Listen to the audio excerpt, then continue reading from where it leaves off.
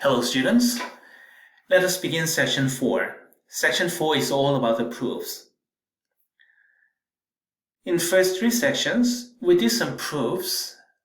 I take it back. We did some significant proofs as well, especially the last one here, theorem 3.5, the basic properties of determinants, the fundamental properties of determinants, multilinear, alternating, and identity properties.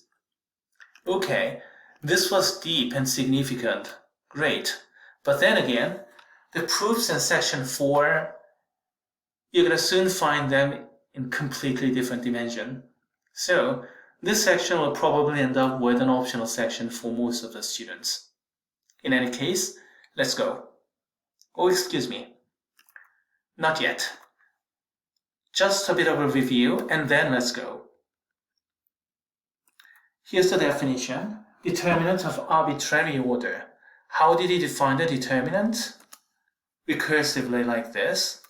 Focused upon the first row, A11, A12, A13, and so on, with alternating signs, plus minus, plus minus, plus minus, with appropriate determinants of the deleted matrices, capital A11, capital A12, capital A13, and so on.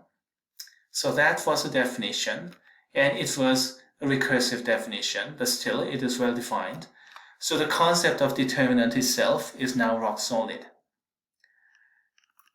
We're going to talk about the general formulae and alternative computation formulae for determinants. We don't have to use the first row. We can use any row as long as you get signs correctly. In this example, I used the 4th row. And also, I can use columns as well. In this particular example, I used the 3rd column. I can use any row or any column as long as I get the signs correctly. -1 to the I plus j power. And that's something we're going to prove. Okay, the first step is to prove that we can do the same thing to the column. This summation here is the traditional definition of the determinant.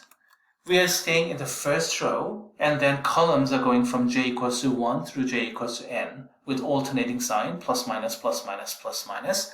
Please note that j is beginning from 1, so 1 plus j is 2, so we begin with even power, so we start from positive. Now if you look at the right hand side, exactly the same expression, except we have indices on the rows.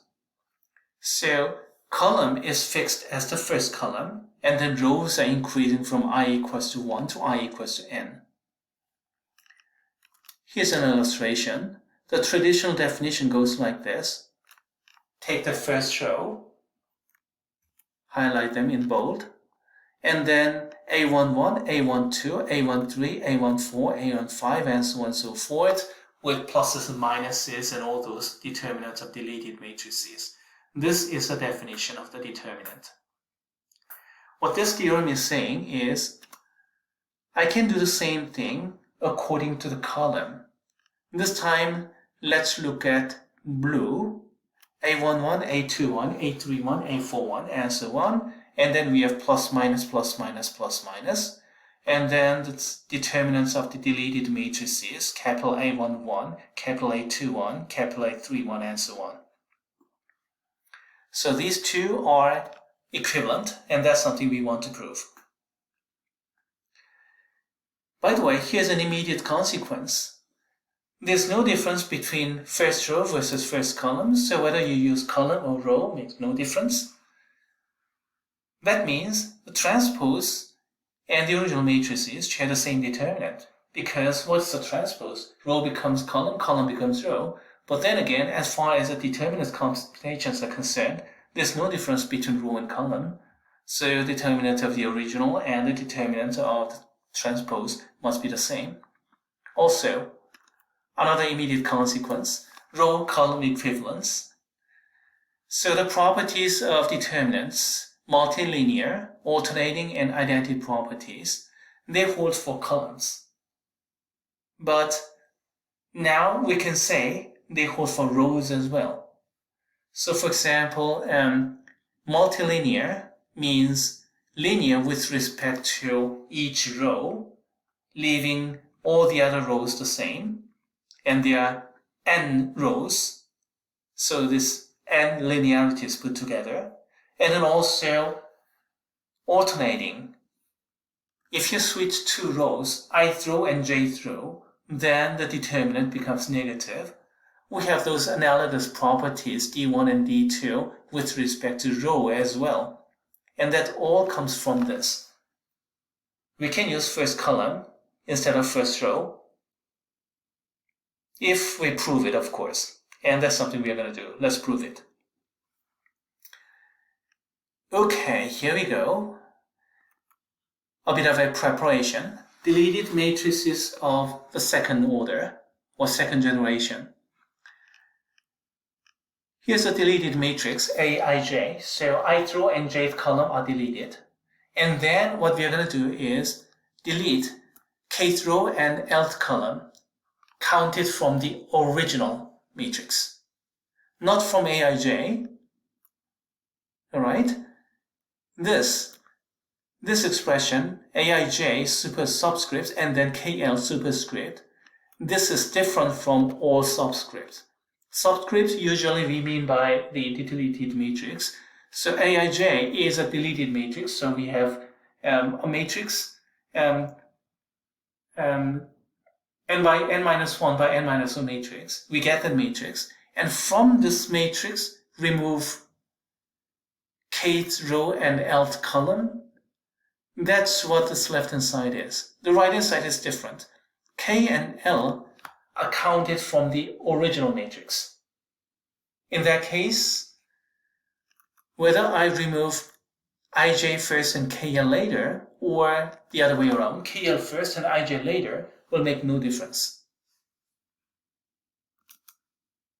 But if I take the deleted matrix and then count those columns and rows from the deleted matrix, and things will become different.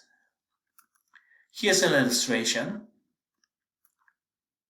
A1241 is equal to A4112, and here we go. A12, what is it? Remove the first row and second column, all right?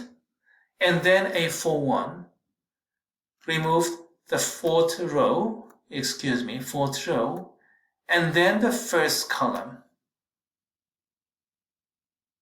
What's left is this matrix. Let's see. Let's begin from the original here. Oops.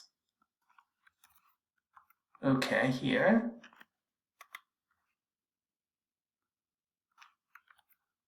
And then let's remove all those background.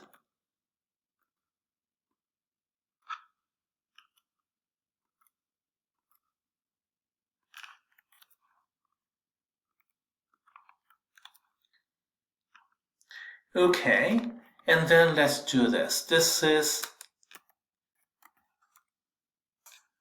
A, and then let's calculate A12. All right, first row out and second column out.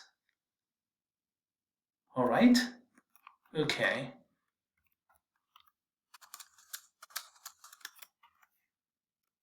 A12 and then A41.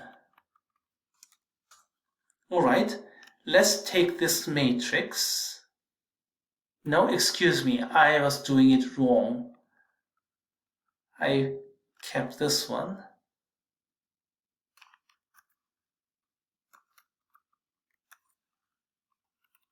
Okay, so first row, second column out, and then fourth row.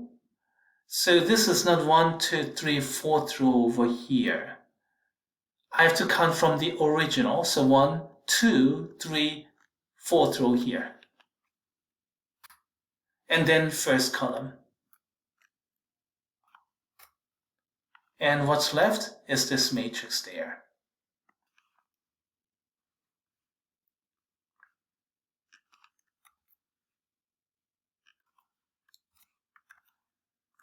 On the other hand, this is A, all right?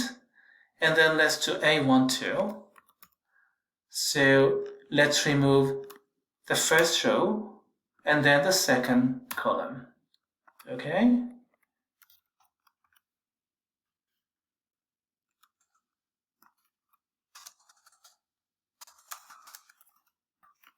A1, 2. From this matrix, let's take the deleted matrix. What is this? From this matrix,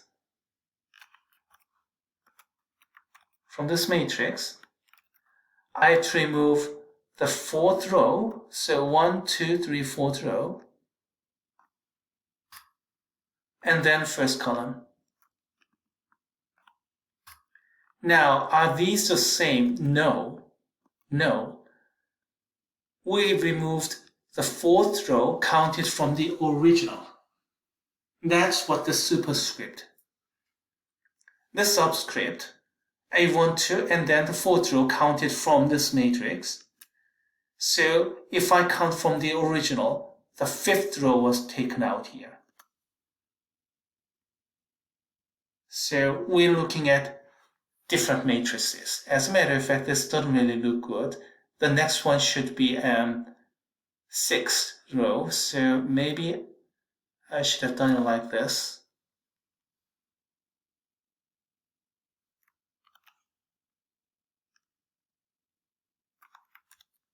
Okay, first column out, no problem there. Fifth row should be out, so they should be changed to 6, 6, 6, there you go. So we are looking at two different matrices. This one, this is not what we are looking for. This is what we are looking for. We have to count from the original matrix.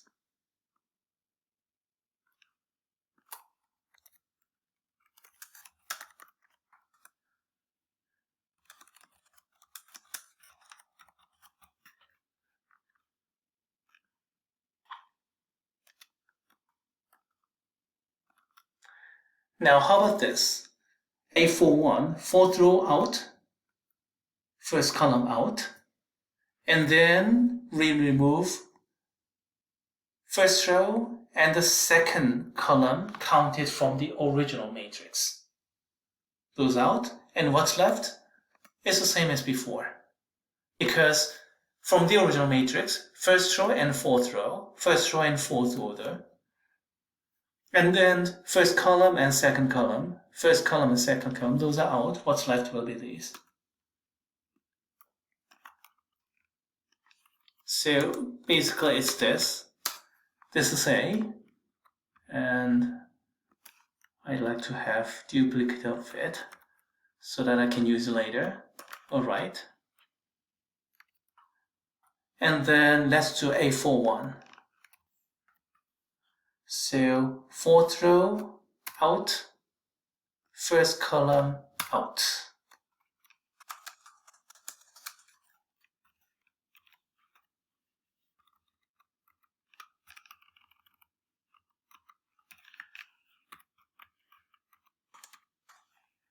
Now we have to remove first row and second column from the original matrix, not from this. So get the original matrix.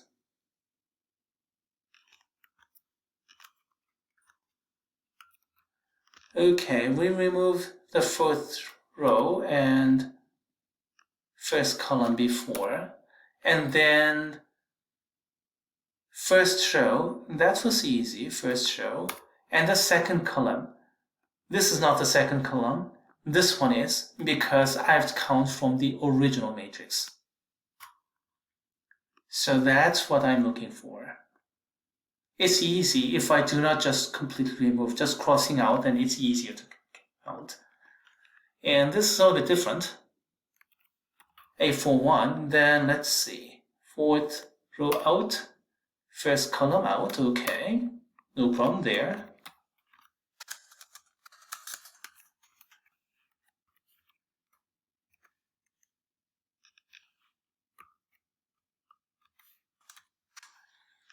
So from this deleted matrix, let's take the next deleted matrices. So 1, 2, so first row out, no problem there, and second column out, so this one goes out. Now, do you have the same matrix? This and that, they're different. They're different. And then compared with the other order, if you count from the original matrix, this is the same. If you count from deleted matrix and then delete from there, that's not the way to go.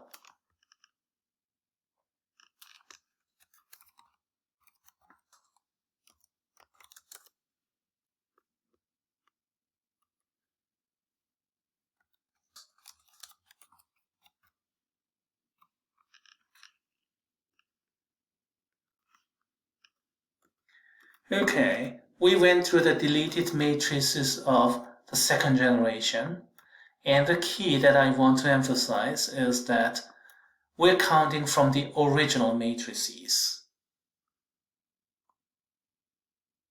Okay, all right. Now, ready to go back to the determinant calculation. Let's do it. In order to prove this, we're going to use mathematical induction. We'll proceed like this. The base case n equals to 2. That's going to be easy, but I'll do it shortly. And then assume the conclusion holds for determinants of order n-1. And then under this hypothesis, which is the inductive hypothesis, we're going to prove the statement for order n. So that's the order. Now for the base case n equals to 2, here in my notebook I didn't bother. But let's go back here and discuss that. So here we go. This is the definition of the determinant for 2 by 2 case, right? Okay, so determinant of this matrix, oops, A, B, C, D, A, B, C, D. If you focused upon the first row, goes like this. A times the deleted matrix, first row, first column out, minus B times the deleted matrix, first row, second column out, and this is AD minus BC.